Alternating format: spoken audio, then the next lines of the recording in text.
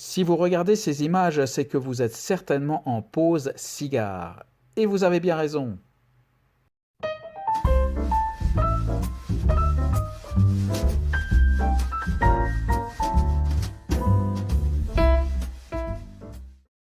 Bonjour et bienvenue à l'occasion de cette vidéo qui va mettre à l'honneur un terroir pour le moins inhabituel, celui du Pérou avec ce cigare, le Inca Imperio. La marque Inca propose actuellement 3 modules qui ont tous la particularité d'être des puros, donc toutes les composantes du cigare sont d'origine péruvienne. Cette marque Inca a été initiée par l'un des plus grands experts anglais et mondiaux dans le milieu du cigare, Michael Orkant. Ce cigare et cette marque a fait son entrée petit à petit, tout d'abord aux États-Unis où il est apparu en 2015 et il arrive de plus en plus dans nos contrées européennes ces dernières années. J'ai sélectionné cette marque pour sa légèreté puisque, comme vous le savez, dans ma démarche, je privilégie les cigares plutôt légers et moyens pour le moment. Donc, on s'arrête sur cette Inca Imperio. Tant qu'à faire, c'est le plus gros des 3 modules. Il s'agit d'un format giganté avec une longueur de 15 cm,2 et d'un diamètre de 23,8 mm, soit un ring de 60. Comme vous le voyez, j'ai ce cigare en cave depuis février dernier et a été dégusté donc le 5 septembre. Et son prix, tout à fait modeste, est pour une fois en euros, puisqu'il a été commandé depuis l'Allemagne, 6,40 €. Comme vous le voyez au niveau visuel, l'esthétique est vraiment agréable avec une belle cape. On voit de légères nervures, mais une cape tout à fait régulière avec une belle couleur Colorado. Et un point particulier également pour la bague qui, vous allez le voir, est fort bien travaillée dans pas mal de détails avec des reliefs et des motifs relativement colorés. On sent un travail assez soigné. Au niveau du toucher, on retrouve effectivement de légères nervures, mais une cape relativement lisse et vraiment belle. Vraiment, quand on regarde ce cigare dans l'ensemble, il donne envie. Et pour terminer sur le toucher, par contre, on sent un point mou vers la tête. Les senteurs au niveau du pied sont globalement assez légères, hein, mais agréables. On y détecte un bois précieux et justement un café relativement léger. Au niveau des aromas crus, par contre, là, on change d'univers avec plutôt quelque chose de poivré et on sent bien ce goût du tabac qui arrive en bouche. Avec ce terroir inédit, entre les senteurs du pied, les aromas crus relativement contrastés, c'est vrai qu'on est assez curieux de l'allumer, de découvrir tout de suite la palette aromatique ou ce qui va venir en bouche en premier. Et comme je vous le soulignais, c'est vraiment une réelle découverte que ce terroir du Pérou qui est quand même très peu connu et qui reste relativement confidentiel.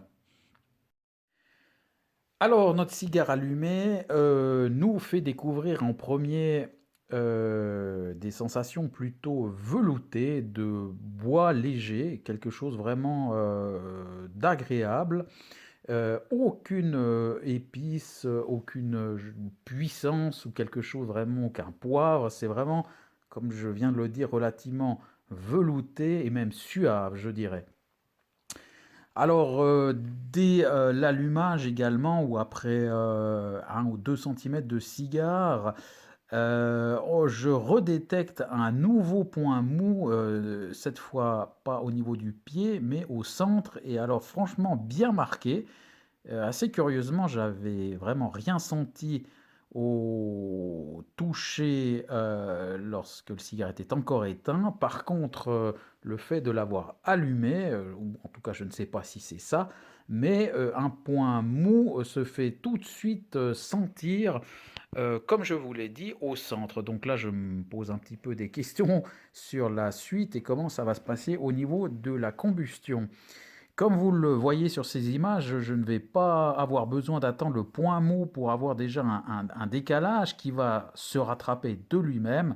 Alors certainement un petit point dur, là on voit bien sûr la photo, une petite partie qui reste noire et qui a de la peine à se consumer. Cela reste tout de même anecdotique, ça ne change absolument rien au niveau des arômes qui sont toujours vraiment agréables.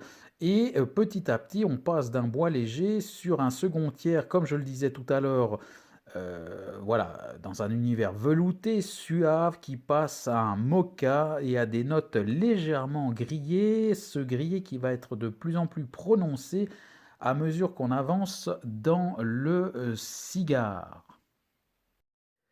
Alors ces points mous ne vont absolument rien changer à la palette aromatique qui va encore évoluer, je vais y revenir. Par contre, elle aura une grosse influence sur la cendre. En effet, le cigare, en tout cas dans un premier temps, est franchement bien parti, comme on le voit sur ces images aussi. Vraiment une belle cendre qui se tient bien. Et en fait, la première tombée de cendre se fait après 50 minutes, une belle cendre bien compacte et comme vous le voyez avec une couleur relativement claire, agréable également à l'œil. Et à partir de là, eh bien, ça va partir un petit peu en chou-fleur, une cendre beaucoup plus friable, beaucoup plus irrégulière, due effectivement à ces points mous, celui dont je vous parlais au centre, puis celui au niveau du pied, qui vont faire que, alors vraiment, la cendre ne va plus du tout se tenir, aura un petit peu des trous, ça va partir un petit peu dans tous les sens, et là, ça va commencer à perturber un petit peu la combustion, mais également le tirage qui se faisait finalement relativement facile, mais là, il fallait veiller au grain, j'ai envie de dire, pour éviter qu'ils s'éteignent. On ne savait pas trop, avec des fumées très irrégulières à cause de ces, comment dire, ces irrégularités dans la cendre. Et ça commence à devenir un petit peu compliqué. Fort heureusement, au niveau aromatique, ça ne va pas changer grand-chose. Et comme je le disais tout à l'heure, donc on passe d'un bois léger à plutôt du moka note grillée qui vont être plus prononcées. Et on passe après sur des notes plutôt empyromatiques avec une légère âcreté mais qui ne sera jamais vraiment franchement désagréable. Alors les dégazages vont passer par là, je vais en faire trois en tout. En tout cas, deux seront franchement nécessaires. Le dernier était plutôt pour, je dirais, un petit peu tester, on va dire, en tout cas pour terminer, je dirais, de manière correcte. Mais en tout cas, deux dégazages ont été franchement nécessaires quand même. À noter sur la fin, donc ces notes empyromatiques qui jonglent un petit peu avec des sensations de café noir qui arrivent également sur la toute fin. Alors plutôt une bonne surprise donc sur ce dernier tiers, ces notes de café noir par lesquelles on termine. Et pour préciser également que j'avais fait un pairing au café, mais au moment du dernier tiers, je n'avais plus de café. Mais finalement, le café qui se marie très bien d'ailleurs avec ce velouté du cigare, eh bien ce café se prolonge finalement avec le dernier tiers de ce cigare où, encore une fois, comme je l'ai souligné, on retrouve ces notes en toute fin de dégustation. On peut également noter qu'en rétro-olfaction, par contre, les arômes resteront relativement linéaires. On va retrouver tout du long un poivre en rétro-olfaction et pas grand-chose d'autre finalement. Préciser, je l'ai oublié également au niveau du tirage accru, vraiment une bonne résistance, hein. On sentait quelque chose d'assez costaud quand même. On sentait de la présence, hein. On sentait vraiment un bon remplissage bien ferme qui s'est quand même retrouvé, en tout cas sur la première partie. Une dégustation, je l'ai déjà répété à plusieurs reprises, je me range dans la catégorie des fumeurs lents. Vous le voyez, 2h20, alors que sur certaines fiches techniques sur Internet, on parlait d'une durée de dégustation de 1h05 et j'ai mis 2h20. Donc, bon, vu le format du cigare, franchement, je me demande s'il n'y a pas eu une petite erreur non plus sur les fiches que j'ai trouvées sur Internet. Et je pense que la durée moyenne, je dirais, se situe certainement entre les deux. Au niveau des notes, eh bien, pour le visuel, ça donne un 7,5 sur 10. Comme je le disais, un beau cigare au niveau visuel, ça donne envie, une cape bien posée, bien tendue, une belle couleur, peu de nervure. Il n'est pas tellement rustique au niveau du visuel. Et puis cette bague, qui, si on s'y arrête un tout petit peu, est vraiment très très bien travaillée. On y retrouve des symboles et dessins typiquement péruviens. Et vraiment, je dirais du beau travail à ce niveau-là. Au niveau de la qualité de fabrication, alors un 5 sur 10, car ben, on a des sensations quand même relativement contrastées. Quand on l'a en main, on sent quand même sa présence, on sent qu'il y a du poids, on sent qu'il y a du remplissage, mais en même temps, il y a ces points mous qui vont se confirmer et se voir par la suite avec, comme je vous le disais tout à l'heure au sujet de la cendre, une cendre qui se tient bien au début, donc on se dit bonne construction, et puis finalement, alors ça part vraiment un petit peu dans tous les sens sur la fin, avec une construction un petit peu plus aléatoire. Donc ça vaut la moyenne, pas plus malheureusement, parce que avec ces décalages dans les combustions également, on voit vraiment que la fabrication, il y aurait un peu mieux à faire.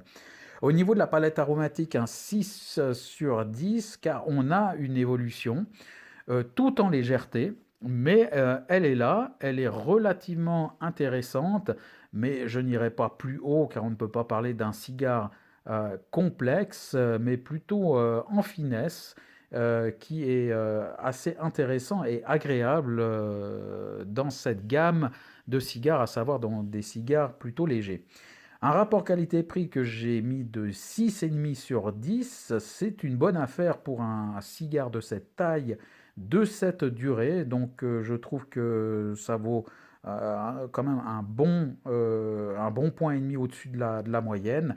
La seule réserve que je pourrais avoir reste encore une fois sur la qualité de fabrication.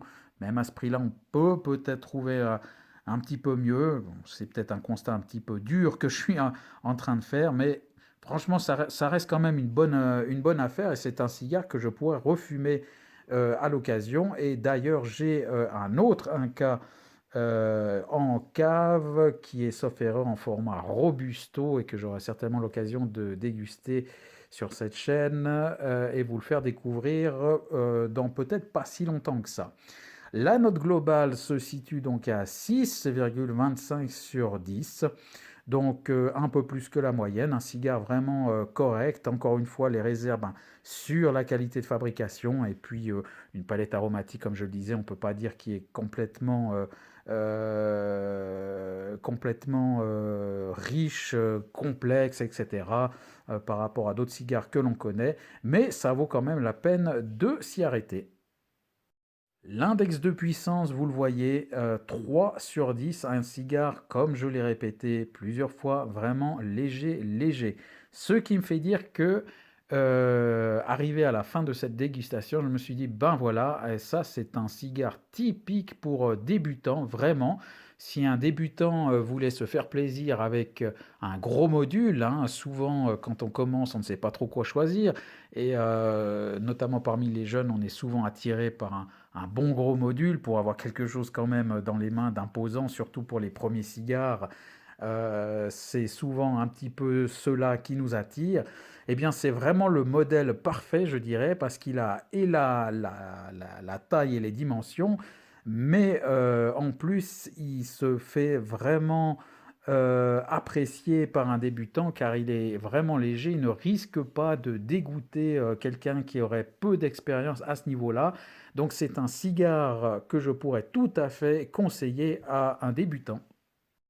En conclusion, je dirais donc plutôt une surprise agréable pour cette toute nouvelle découverte au niveau du terroir du Pérou, encore une fois, comme je le disais en début de vidéo, qui reste tout à fait confidentiel. Et en espérant que vous avez apprécié donc cette découverte et cette vidéo, je vous dis à bientôt.